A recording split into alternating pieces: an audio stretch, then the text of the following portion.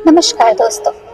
आज की ये कहानी शादीशुदा लोगों को एक बड़ी सीख देने वाली कहानी है, या फिर जिनकी शादी नहीं हुई है वो भी इस कहानी को सुनकर सीख ले सकते हैं ताकि जीवन में आगे ये उनके काम आए। पत्नी ने न जाने क्या किया था कि पति ने उसे एक के बाद एक कई थप्पड़ जड़ दिए। हमेशा हर सिचुएशन को शांति से हैंडल करने वाली पत्नी भी इस बार इतनी अशांत हो उठी कि उसने अपनी चप्पल ही निकालकर पति की ओर फेंक दी। चप्पल पति के बालों को छूते हुए निकल गई। ये किस्सा यहीं पर खत्म हो सकता था, मगर पति ने इसे अपनी मर्दानगी का विषय बना लिया और बात बद से बदतर होती चली गई। रिश्तेदारों ने भी आग में घी का काम किया। किसी ने कहा, जो औरत अपने पति को चप्पल से मार सकती है वो ना ही तो वफादार हो सकती है और ना ही पतिव्रता। ऐसी औरत परिवार ही नहीं पूरे समाज पर कलंक की तरह है। बीवी के पक्ष वाले कहाँ पीछे रहने वाले थे। किसी ने कहा, 21वीं सदी की औरत के साथ मारपीट करते हैं, उन्हें तो जेल भेज देना चाहिए। तो कोई कहता, जरूर उसको कोई और पसंद आ गई होगी इसलिए अब पत्नी से मारपीट करने लगा है। बात कोर्ट तक पहुंच गई। दोनों पक्षों ने एक दूसरे के खिलाफ केस फाइल कर दिया। पति ने चरित्रहीन होने का तो पत्नी ने दहेज और शारीरिक उत्पीड़न का आरोप लगाया। 2 वर्षों से अधिक समय के लिए केस चला था। इन 2 वर्षों के दौरान दोनों पति पत्नी अलग अलग रह रहे थे। इन 2 वर्षों के दौरान दोनों पक्षों से समर्थकों की संख्या कम हो गई थी।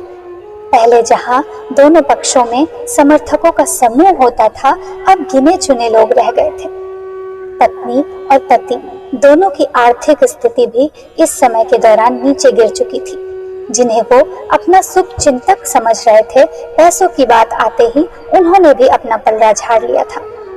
अगर कोई देने को राजी भी हुआ तो मोटे ब्याज की शर्त पर। आखिरकार वही हुआ जो सब चाहते थे, डाइवोर्स। हर कोई खुश था। दोनों पक्षों के रिश्तेदार, उनके माता पिता और दोनों के वकील। लेकिन 5 साल की सुखद शादी और एक सुंदर बेटी होने के बाद मिले इस डाइवोर्स से पत्नी मूक थी और पति शांत। शायद ये एक इत्तेफाक ही था कि इस खुशी को मनाने के लिए दोनों पक्षों के लोग एक ही चाय की टपरी पर बैठे थे, आमने सामने।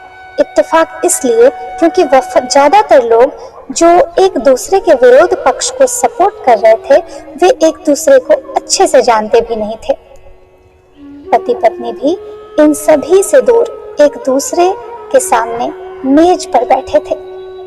पत्नी ने पति से कहा, अब तो खुश हो गए ना, तुम्हारे मन की जो हुई है मुबारक हो। पति ने कहा, तुम भी तो आज जीत गई हो, मुझसे तलाक तो तुम्हें भी मिल गया है, कॉन्ग्रेचुलेशंस टू यू टू। पत्नी ने पूछा, तलाक को तुम जीत का प्रतीक समझते हो? पति चुप रहा। थोड़ी देर की शांति के बाद पति ने कहा, मुझे तुम्हें 5 लाख रुपए अभी और हर महीने 8,000 देने का आदेश है। अभी मेरे पास पैसे नहीं है, इसलिए मेरा जो सिटी में फ्लैट है उसे तुम्हारे नाम कर देता हूँ। पत्नी बोली, लेकिन उस फ्लैट की कीमत तो 18 लाख की है। पति ने कहा, हाँ, लेकिन हमारी बेटी तुम्हारे साथ है और आगे जाके उसके खर्चे और भी बढ़ेंगे, तुम्हें थोड़ी आसानी होगी। पत्नी ने कहा, नहीं, मुझे सिर्फ 5 लाख ही देना, और तुम हर महीने 8,000 तो देने ही वाले हो, मैं मैनेज कर लूंगी। अगर 5 लाख नहीं है तो भी कोई बात नहीं, पत्नी बोली। दोनों फिर से शांत हो गए। पति सोचने लगा, कितनी भोली और समझदार है ये औरत, जो कुछ समय पहले तक मेरी पत्नी थी और अब अनजान। ये वही है जो कम से कम खर्चे में घर चलाती थी और पैसे बचाकर मेरे जन्मदिन और बर्थडे पर हमेशा मेरे लिए नए कपड़े खरीद लाती थी। कभी बीमार भी हो जाती थी तो पैसे बचाने के लिए मुझे मालूम तक न होने देती थी और घरेलू नुस्खों से अपना इलाज कर लेती थी। मगर घर में कोई और बीमार होता तो तुरंत डॉक्टर के पास लेकर जाती थी। मेरी हिम्मत मारी गई थी। मैं ही अपनी झूठी मर्दानगी के चक्कर में इतनी बड़ी गलती कर बैठा। पत्नी के दिमाग में भी उथल पुथल चल रही थी। अभी भी वैसा का वैसा ही है। पहले भी खुद से ज्यादा हमारे बारे में सोचता था और अब भी वही कर रहा है। ये वही आदमी है जो मुझे एक्सीडेंट से बचाने के लिए खुद मोटरसाइकिल के आगे कूद पड़ा था और अपनी उंगली तुड़वा बैठा था। पता नहीं कौन सी मनहूस घड़ी में मैं इनसे झगड़ा कर बैठी। पति ने मौन तोड़ते हुए पूछा, अब तुम्हारे कमर का दर्द कैसा है? ज्यादा तकलीफ तो नहीं होती?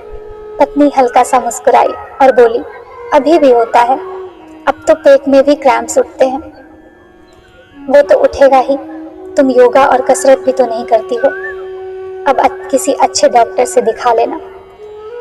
पत्नी ने कहा, तुम बताओ तुम्हारा अस्थमा कैसा है अब? क्या अब भी दौरे पड़ते हैं? हाँ, पड़ते हैं, पहले से ज्यादा, क्योंकि अक्सर इनहेलर भूल जाया करता हूँ। याद दिलाने के लिए तुम जो नहीं हो अब, पति बोला। पत्नी की आंखों में आंसू आ गए। वो बोली, तुम्हें मेरे चरित्र पर सवाल नहीं उठाने चाहिए थे, तो ये परिस्थिति ही नहीं आती। हाँ, मैं जानता हूँ तुम बहुत अच्छी हो। मुझसे गलती हो गई, बहुत बड़ी गलती। मैं लोगों के बहकावे में आ गया था। पति ने बोला, तुमने भी तो मुझ पर दहेज का इल्जाम लगाया था। वो बोला, गलत था और इस बात का मुझे भी पछतावा हुआ, पत्नी ने कहा। पति कुछ कहना चाह रहा था लेकिन हिचकिचा रहा था। पत्नी ने पूछा, कुछ कहना चाहते हो क्या? वो बोला, क्या सब पहले जैसा नहीं हो सकता? पत्नी बोली, क्या मतलब? मतलब कि हम फिर से पहले की तरह पति पत्नी बनकर, सच्चे दोस्त बनकर नहीं रह सकते? पति बोला, पर ये डाइवोर्स के पेपर दिखाते हुए पत्नी ने कहा, फाड़ देते हैं। पति ने अपने पास रखे डिवोर्स पेपर्स फाड़ते हुए कहा। पत्नी ने भी अपने पास रखे पेपर फाड़ दिए। सभी हैरान थे, वकील, रिश्तेदार और माँ बाप। पति पत्नी दोनों एक दूसरे के हाथ पकड़ के घर की तरफ चले गए। दोस्तों, ये कहानी उन हर पति पत्नी के लिए बड़ी सीख है जो छोटी छोटी बातों पर लड़ते हैं और इन झगड़ों को बड़ा बनाकर अलग होने का डिसीजन लेते हैं। प्यार और झगड़ा तो एक सिक्के के दो पहलुओं की तरह है। दोनों को स्वीकार करना सीखना होगा, तभी ये पवित्र रिश्ता उनकी मंजिल तक पहुंच पाएगा।